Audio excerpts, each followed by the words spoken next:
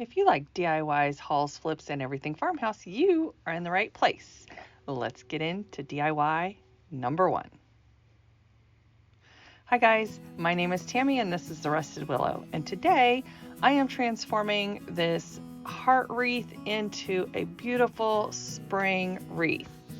Now, I am just taking this burlap ribbon from Dollar Tree and I am going to cover the front, and we are going to use that as our base. And I just used hot glue and it's completely fine, and you will see how I make it more sturdy in the end. Okay, now this is my tote of flowers that I have used in other DIYs, bouquets, just things that I have cut off of stuff. And as you can see, I have a lot of it. So I need to get through this. My flower tower is also full of flowers, but I want to get through all these cutoffs before I use any of my new bouquets. So we are going to create a base with greenery that I pulled out of my tote, and it's already pretty much cut down for me. I just need to poke it through the little holes in the burlap ribbon. And this greenery, I don't know, it probably came from Walmart. Some of it came from Dollar Tree. So it's a mixture that I've just had for, I don't know, the last couple years. I've used it. And I am going to be using it here in this wreath. And I still have a whole tote full. So we're going to be using up that stuff because I really need to use it. Okay, now this is what the base looks like after I get it done. And it just, I mean, the greenery that I used kind of looks like fern to me. I don't know what kind it is or what it's called, but it looks like fern greenery to me. I don't know. It is very beautiful though. Okay, so then after I get the base of greenery done, I go back and I'm adding in eucalyptus here and there because I want to add different tones of green. I don't want it to just be one color. And you will see at the end, I add these 2 elements that bring this wreath to a whole nother level, and it makes it look so high end. I love it. So now I am adding these blush colored roses from Dollar Tree, which I am in love with. And I had no idea that I had so many.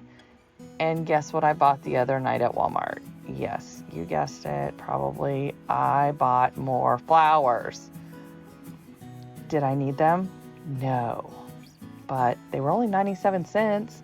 And they finally brought their tower back, so I had to get some. Okay, so after I get the roses put in there, I just kind of poke them in, and then I hold it up, and then I go back and I rearrange them all. And I put them in a more desirable order, I guess. I'm kind of OCD, so I had to have them look more like a heart than kind of scattered around.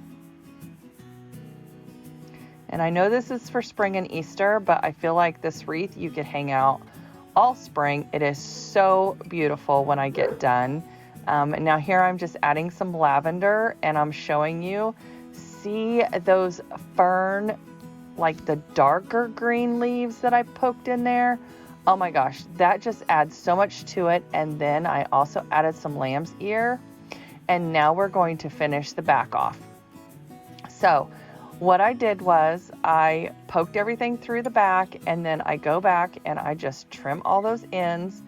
I add some hot glue, and we are going to cover the back with more. See, I'm just showing you, there's the hot glue over all the little picks that I cut down, and we're going to add some more of this burlap ribbon to clean it up. So when it hangs on your door, it looks pretty from the front and the back. Before we do that though, we are going to make a hanger with this beautiful sheer ribbon that I got from Dollar Tree. And I struggled a little bit to get this in there. I don't know why I didn't put that on first. So guys, when you're making a wreath, always put the hanger on first. I don't know why. I didn't think about it. So now I'm just showing you, I'm just adding the burlap ribbon, and that's what it looks like all cleaned up. Nice and pretty. Today we are hosting Spring Has Sprung, and I am hosting this with my girls, Missi from Crafty Cove, Stephanie from Mama Can Make It, Amanda from 6 Kids and a Glue Gun, and our spotlight crafter this month is Mom from Creative DIY with Mom Doss. Make sure to go over and visit the playlist, and if you have not visited Mom's channel, you need to go over and check her out. She has some amazing DIYs. She is a beautiful person, and I love, love, love her creativity. All right, guys, let's get back into these DIYs. DIY number 2. Number 2 is really 2, 3, and 4. But I got these bunny wooden cutouts last year. We went to, where did we go? We went to Branson, Missouri, and I found these little cutouts in some little mall, and they were super cheap, so I purchased them. The bigger ones were 2 inches thick. Like, I think they were cut out of a 2x4. I don't know, but anyway, I've had them in my stash for over a year. It was freezing cold last time we went to Branson, and it was like they were having a snowstorm. Craziness. Anyway, it has nothing to do with these bunnies. So what I am doing is I am taking my Summer Night paint from Lowe's. It is an Oops paint. I paid $1.50 for it. If you've seen any of my previous videos, you would know that this is like one of my favorite colors. And I am painting the edges. Now this thicker bunny, should I call it a thick bunny? The 2-inch bunny, I don't know. Anyway, the bigger bunny, I'm going to I'm going to paint it front, back, and all the sides in this Summer Nights. And I love, love, love this color. Now the little bunny, I just painted the edges, and you will see later on I changed my mind. I did not leave it the Summer Night pink color. Okay, now the third bunny, I am painting it in moss green, and this is one of my favorite colors for spring. Oh, all-time favorite colors for spring. Love it. Okay, so I paint this again, front, back, and all of the sides. Okay, so now for the little bunny, I have this scrapbook paper. I've had it for years, probably, I don't even know, umpteen years, if that's a time frame. And I am just drawing around the bunny to get the shape so I can do like a fussy cut around the bunny, and then I will sand the edges. Now when you're tracing out your bunny, you need to trace out one side and then flip it over and trace out the other side so you get the correct design on the scrapbook paper. Otherwise, you're gonna have 2 of the right sides and nothing for the back side, or 2 of the fronts and nothing for the back side, or 2 backs, you know what I mean. Anyway, did you see there? I flipped the bunny, so that way I have the right design facing the right direction. There you go. Okay, now I'm just fussy cutting around the bunny tracing. I don't know what you call it. Anyway, and then I will go back and sand the edges, and I actually use an X-Acto knife to get in between the ears and all the little nooks and crannies. And I like using a glue stick to stick down my scrapbook paper. I just give it a really good coat of glue and stick it on there, and it's still stuck today, so we're doing good. All right, so here I am with my X-Acto knife. I'm just cleaning up the edges. Now guys, be careful. People are gonna probably yell at me for this, but that's okay. I can take it. Yeah, I just go around the edges with my X-Acto knife. Now I had to use it to get down into the little ears and between the ears and the body, because nothing else was small enough to get in there. And then I just used my sanding block to sand around the edges. Now, after I got this on there, I'm like, this paper is not, it just was not the right color to match the pink. So I went over it with the moss green. I felt like the paper had a green tint to it when I thought it was just an ivory. So I thought the ivory and the pink would go good together and it would look shabby chic, but I just did not like the pink. So I went back over it with moss green around the edges. And then Happy accidents. I touched some on the paper and then I rubbed it with my fingers and I'm like, hey, I like that look. So I really like how this little bunny turned out. I think it's so precious and I didn't add anything else to it.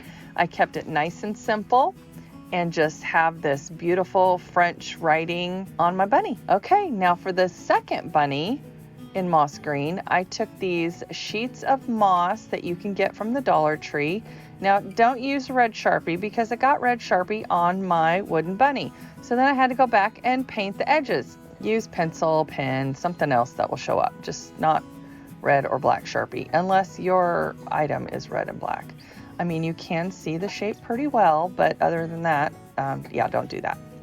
And make sure you also flip your bunny when you do the other side of the moss sheets, because this bunny is not exactly 100% the same on both sides. So after I get the moss cut out, then I just go around it with my scissors and trim off the edges. Now I'm using my Gorilla Hot Glue and I am just gluing this down. These bunnies are going to be nice and simple today. I like to keep Easter pretty simple. And I do the same thing for the other side. I glue it on, trim it down, make sure that it's not overlapping.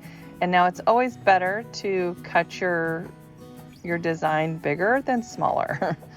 Okay, so then I go back over these moss sheets with some hairspray because you don't want that mess right there all over your floor, your table, your wherever you're gonna put your bunny.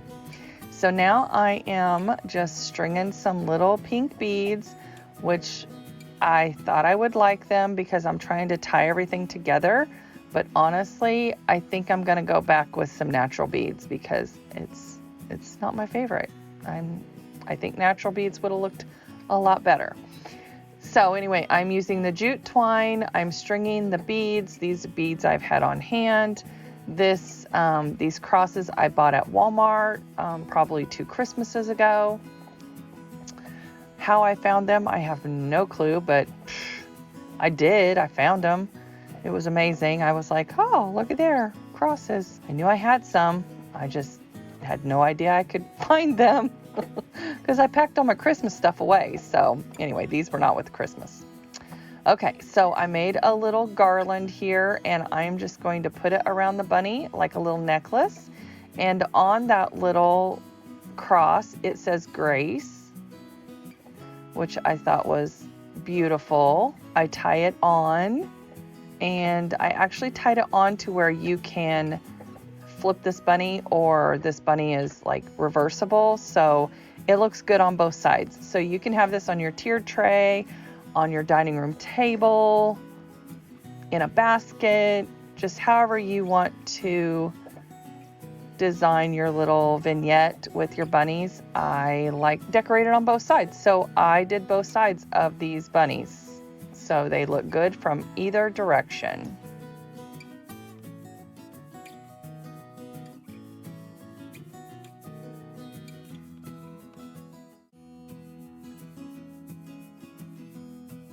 All right, guys, now on this last bunny, I used some vellum paper that I've had on hand. I believe I got it from Hobby Lobby, and it's just French writing. I have no idea what it says. I couldn't even see it if I wanted to. I would have to put my glasses on. But it's beautiful French writing. I put it on both sides. I add a beautiful little flower from Sola Wood Flowers.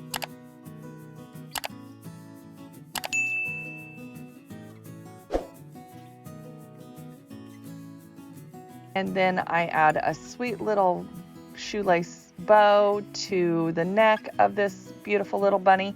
And that ribbon is very sheer. It's a light pink and it's from Dollar Tree.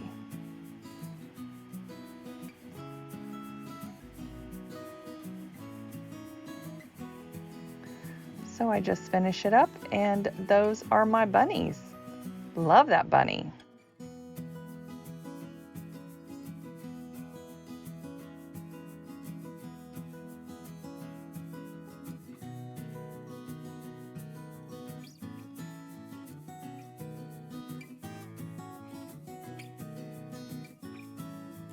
Okay, and so now I decided I had this piece of vellum left over and a piece of scrap wood. So I just glued it down to the scrap wood to make a little base.